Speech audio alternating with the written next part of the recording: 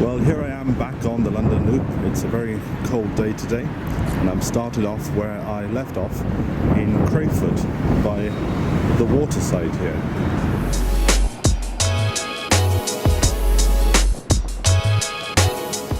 Samuel Johnson once wrote, "When a man is tired of London, he is tired of life." But sometimes you can become bored of London.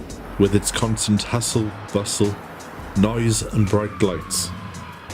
But look again and you'll find a hidden, more quieter London, beyond the city centre but still within easy reach of public transport. The London Outer Orbital Path, affectionately known as the London Loop, began in 1996 and was completed in 2001. Divided into 24 sections, the trail travels 150 miles, that's 224 kilometres, around London. So join me as I explore London and in this series, walk in the London Loop. That gentleman just walking off there, he didn't want to be on camera, but he's just told me these are the Empire buildings. And he's 70 years old, and when he was a child, this here was a cinema.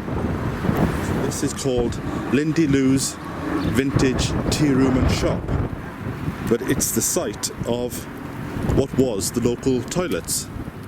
So I've just popped inside Lindy Lou's, and this is the first thing you see. Nice little setup here. And you can come and sign the visitor's book. What a great start to a walk.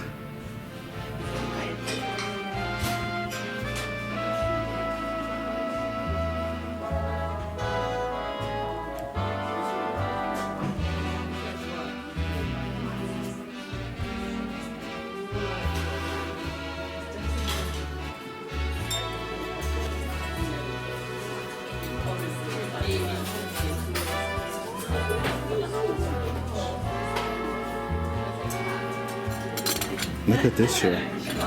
Just got a cup of tea, and it's done in the old-fashioned way. So you need to get a tea strainer. And there you go, look at that. What a brilliant way to start a walk. Or even to end it. In fact, this is worth a visit, even if you aren't doing the loop. Beautiful.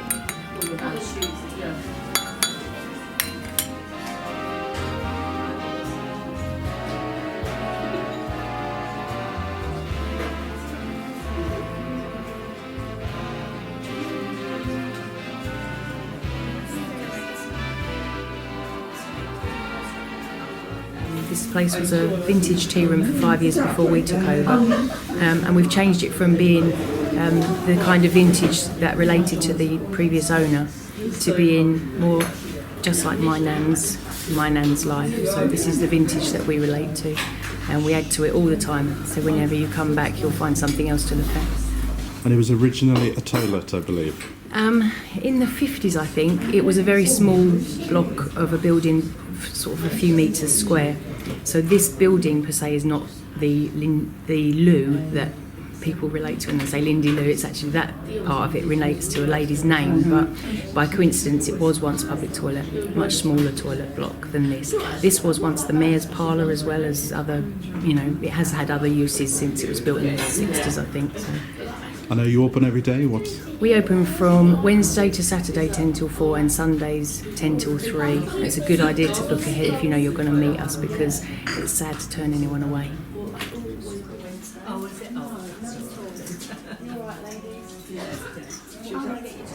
It's a bit windy out here today. What a beautiful place that was. Lindy Lou's Cafe. In the book of the London Loop it just says cafe, but it's far more than that. It's one of these destinations, but what she did say is they do get quite busy, so if you do want to come and visit, book online. I'll put the details in the description below of how to get in contact with the cafe, but I'll definitely be coming back. In fact, I could have stayed there for quite a while, but let's crack on with the London Loop. Interesting to note that we're actually standing on the Crayford, which was the road apparently that led from London to Dover.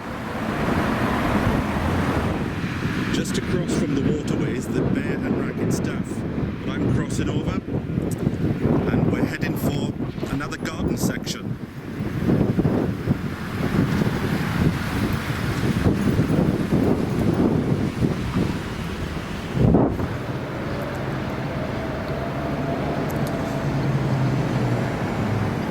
Doesn't look much of a garden, but this is Tannery Gardens. And look at this brilliant artwork over here, and it talks about how bricks were made in the area. It's always good when there's an information board. These are the Tannery Gardens, and there was a factory here from 1906. So if you've got a few minutes, stop here and just enjoy the peace and quiet. And just to confirm that I am going in the right direction, there's our old friend, the London Loop sign. Now, one of the issues of following a walk that was created many years ago is that things change. And I'm looking out for the bus. I'm looking out for the Duke of Wellington pub. But I've just been told that it's been turned into flats. So if you are looking for that pub, then you won't find it. But another landmark to look out for is the Crayford Baptist Church. I just spoke to a local just to confirm that I was looking at the right pub, and I was. But she says this is a different pub on the same road. But as you can see, she's pointed out, they've still got the artwork on the front. Now, opposite that pub is an industrial estate, and today it's made up of all small businesses.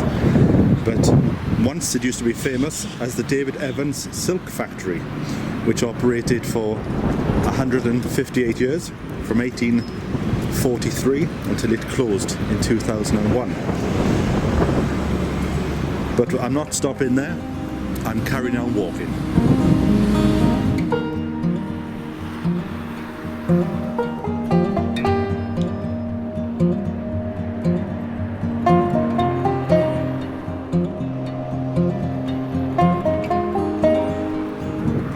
From this busy road, it is a pleasure to see allotments, and this looks like a very large site indeed. Polytunnels seem to be the order of the day here, and it's not surprising because that wind is rather biting and they would need the extra shelter. Now, just before we hit the quiet of the fields again, I'm just going to stop here because this is the site of Crayford Cinema. And the only original feature are these posts which used to hold the canopy before you went in to see the latest Charlie Chaplin film.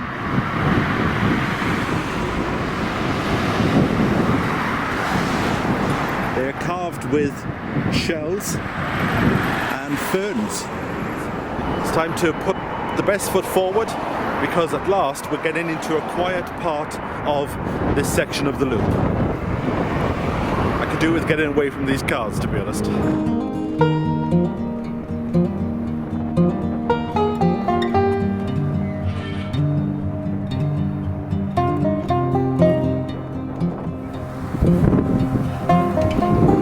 Well, it's wonderful to get away from that sound of the road.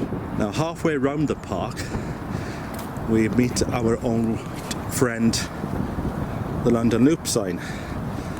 And this is one of the disadvantages of walking during the winter months. It's a bit muddy, but we need to go through here because this will take us back to the River Cray. Now, we've had a lot of storms in the UK over the last week, and I think this tree might have been affected by it. That looks freshly cut, that tree there. So that's a note. If you're walking just after a storm, take it steady.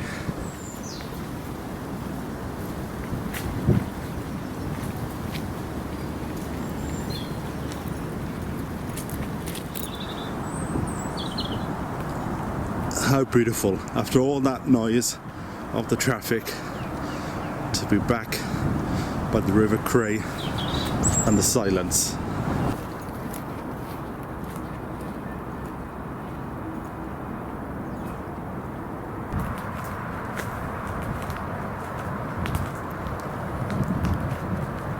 This is such a beautiful section, and I've noticed that on the river they have like willow walls, and they were telling me back at Lindy Lou's that they have swans on this river, and she can go out and call them at a certain time of day and they'll come up and feed from her hand.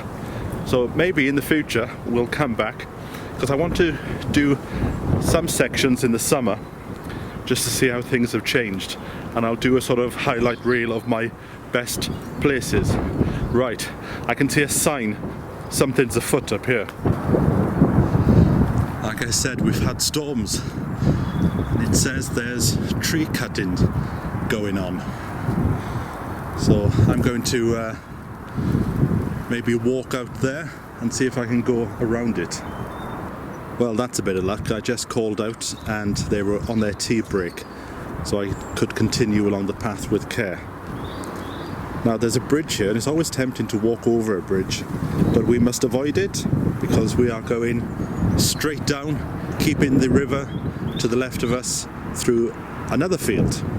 Well, it's nice to see the path is being taken care of. They seem to be cutting down some old trees there. Maybe they came down in the recent storm. But you forget about how much work is being done to keep these paths open. It'd be very easy for authorities to forget about them and let them fall into disrepair.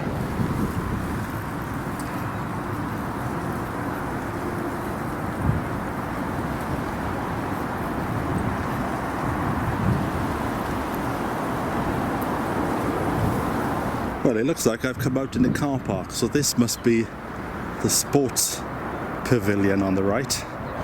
But I'm continuing through the mud on the left hand side here, and I'm going to go over this bridge and just slightly double back on myself a bit.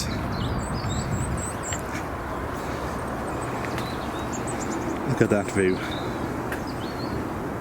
And that field over there in the corner, apparently that's a floodplain field.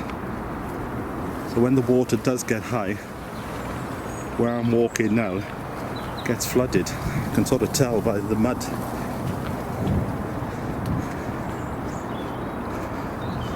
So this is the floodplain.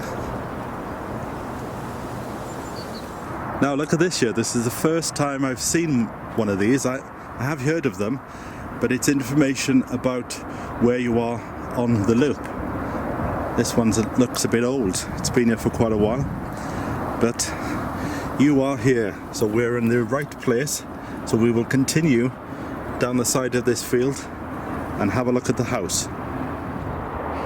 Now these are the gardens of Hall Place House, and I thought the walk would have taken us to it, but it doesn't. Apparently the only access to the gardens is typically through the house, which I'm assuming you'd have to pay for. So I'm not going to go in. I'm going to continue on, and it looks like we're coming down by a railway, so it's going to get noisy for a bit.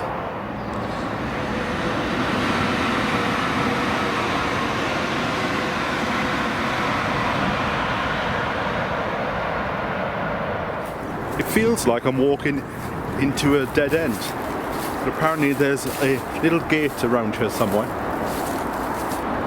Looks like we're walking into the sun here.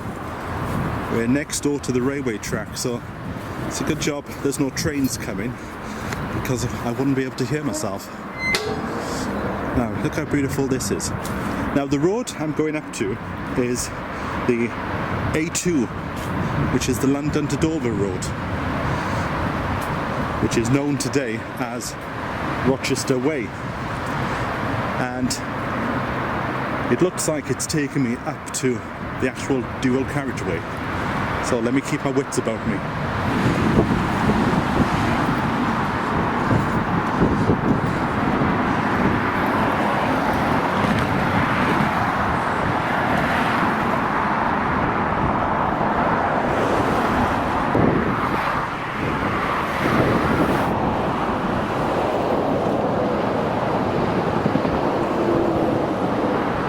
There's no loitering on this section.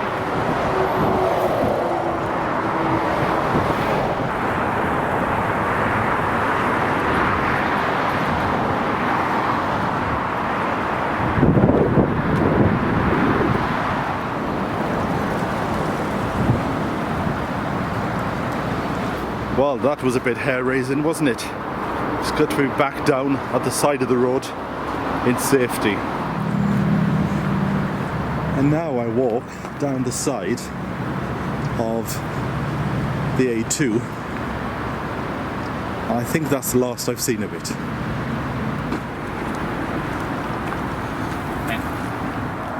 So that's the path I've just walked down, but I've got a bit of a dilemma here. Do I go straight up, or do I turn down here? Now I've just been up to the top of the hill, and it looks like it's an industrial estate. So I'm going to take a chance and go down this muddy path to the right hand side. There's a lot of rubbish around here. I'm not sure if this is it. Could be getting lost. I haven't seen any signs, and there were no signs at the top to say whether I was going in the right direction. Maybe I should have gone through that industrial estate. There's a river on the left hand side of me. Not too sure. Shall we carry on, or shall we turn back? Doesn't look a very safe route, so I'm assuming that this isn't the right way. Right, well, I'm looking at the map here and I think I've gone completely the wrong way.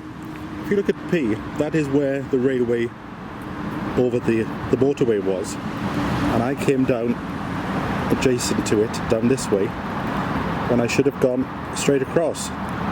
So I am definitely in the wrong place. So this is where I went wrong. I read the instructions rather than looking at the map. So that's the road that I went down there. And apparently, when I came down the steps, there is a turn-in, sharp turn into the left, and that's the one I should have gone down. I was enjoying the walk so much, the peace and quiet, that I sort of took my eye off the ball. But there should be a sign here. If there was a sign here saying go to the left, it would be a lot easier. But we're back on the route. We've wasted a few minutes, but it's all part of the adventure. Although I'm not too sure if this is the right way as well. It's supposed to take you under the A2. Yes, it is. This is what I was trying to find all the way down there.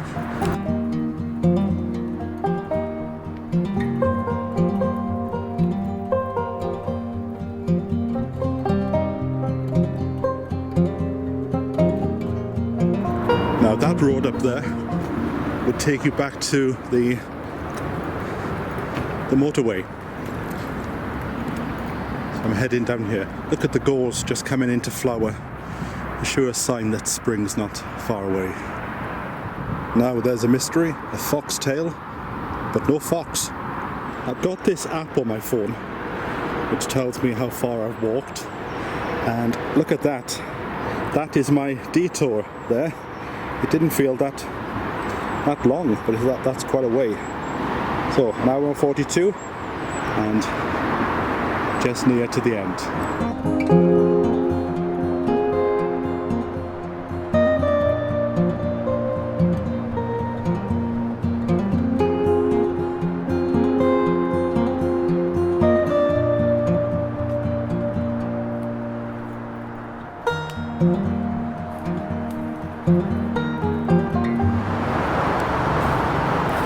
Look at these, there must be badgers or something inside there. Look how smooth the walls are. Amazing to think that underneath this big pile of soil and earth and everything, there could be a family of 5 or 6 badgers all sleeping. This section, I would imagine, is a hive of activity in the night, with all the wildlife from the woodlands coming out. I must say it was relieving to finally see that London Loop sign. You get familiar with that little chap after a while, and if you don't see it, you start panicking a bit.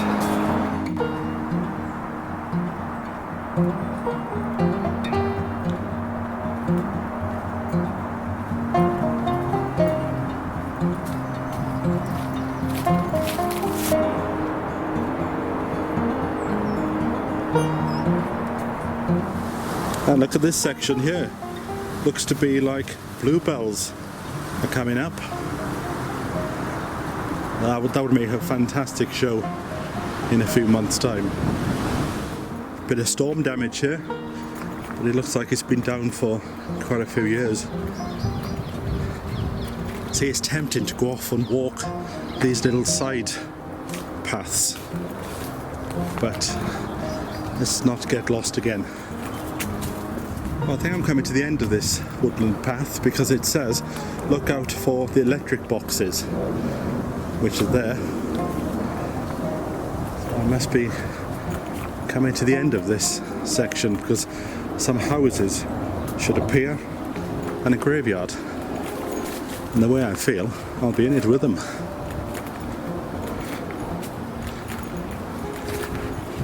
Ah, there's some more boxes. It's a bit like buses. You don't see them for ages and then quite a few of them come along at the same time.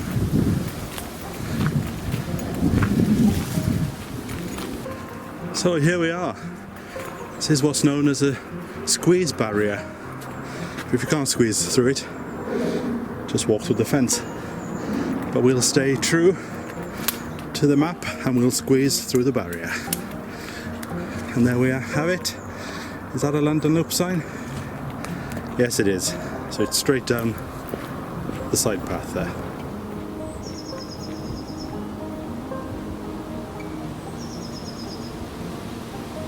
I should be walking past a cemetery fairly soon. I was just thinking, for me anyway, you know, people are different, but I think it might take 2 bites of the cherry to complete a section for me. I don't think I could have done all this in one section, not during the winter anyway, maybe during the summer, and like I did this morning, stop off at Crayford and have a cup of tea and then start walking. Who knows, maybe over time I'll get my exercise up a bit and I'll be able to do the whole section in a day. But it's not a race, it'll get done. Although, if I only do one bit a year, I'll be doing it until 2042, I think. But anyway, I can see a London Loop sign, so I know I'm on the right path. Look at this. I'm not going to go in, but I'll just... Look how quaint this is. There's something about cemeteries. It doesn't matter where they are, but when you go in them, they're very silent. And look at this fencing made out of sticks. Look at that there, a beautiful scene of crocus. I would assume that the church is quite close by. Right, let's continue. I was very tempted to turn to the left there, but as you can see, the loop signs, and there's another one up there as well. That's pointing me to go straight on. So let's have a look what's at the bottom of this lane. It's a very busy lane anyway. It's nice to see it being used. Look at this. Now isn't that strange? I was speaking about these a few days ago and now I've seen them. Violets. I'll certainly get some for the garden. So you can't do these walks too quickly. Just stop and you don't know what you'll discover. I can hear traffic and these very interesting buildings have started appearing. So yes, we're coming to the end here. So this must be Manor Road and we're in Old Bexley, and look how beautiful that church is. That is St. Mary the Virgin.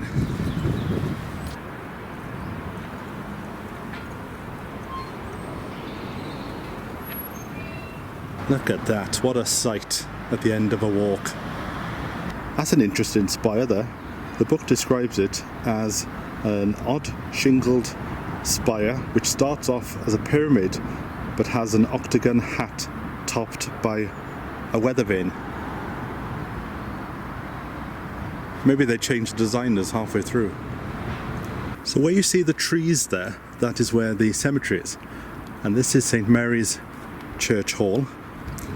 And across the road is St. Mary the Virgin.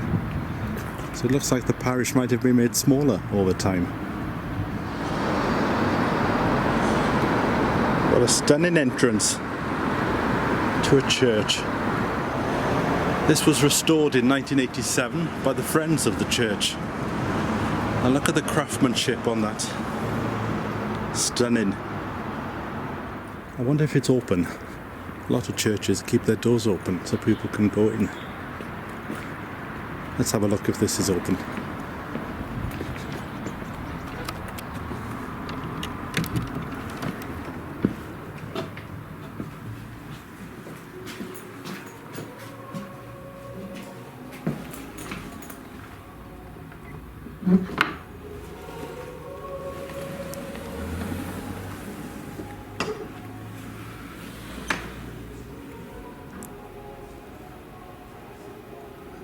What a beautiful place.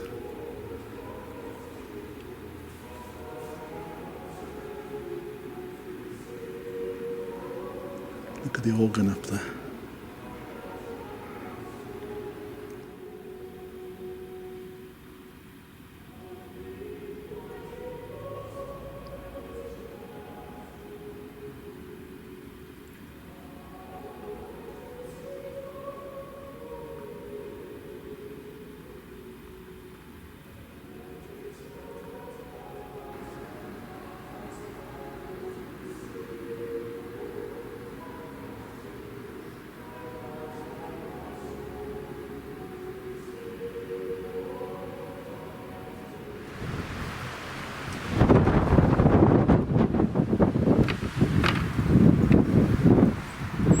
Absolutely beautiful surprise that was. It's stunning what you can find on this adventure. Right, let's have a look what the high street's got to offer.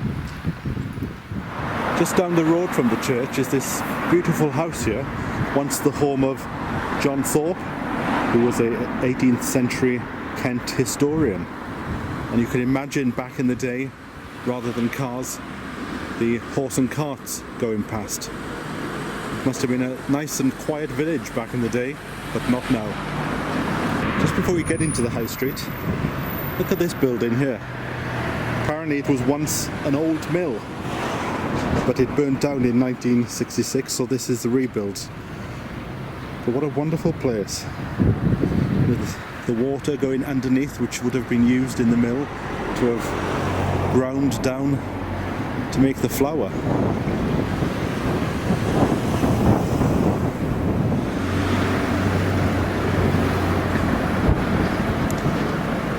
We're now getting up to the afternoon, where it's getting quite busy on the road here. But here we are at old Bexley village.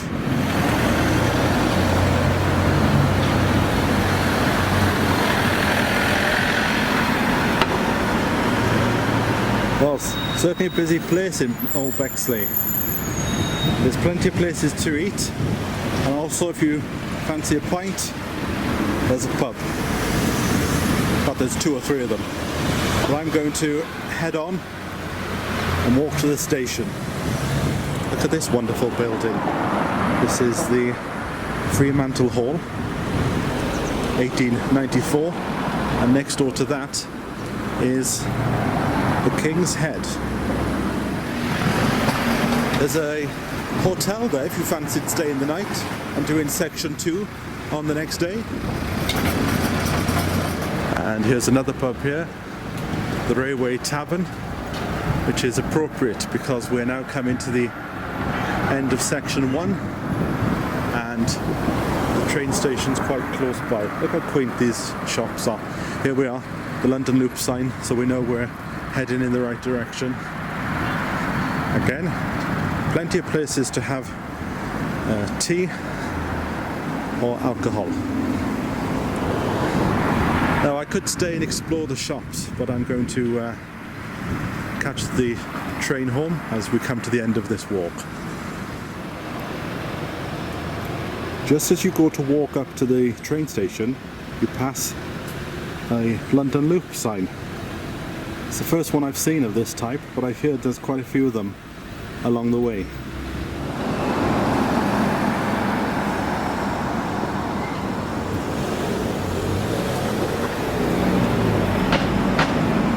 That gentleman just crossing the road there in a red top recognised my book, so we just had a chat, and I was talking about section 2, and I've decided to end the walk where the book does, at the end of section 1. So I will meet up with you when I'm back out on the London Loop, hopefully in a few weeks. So until then from me, bye for now.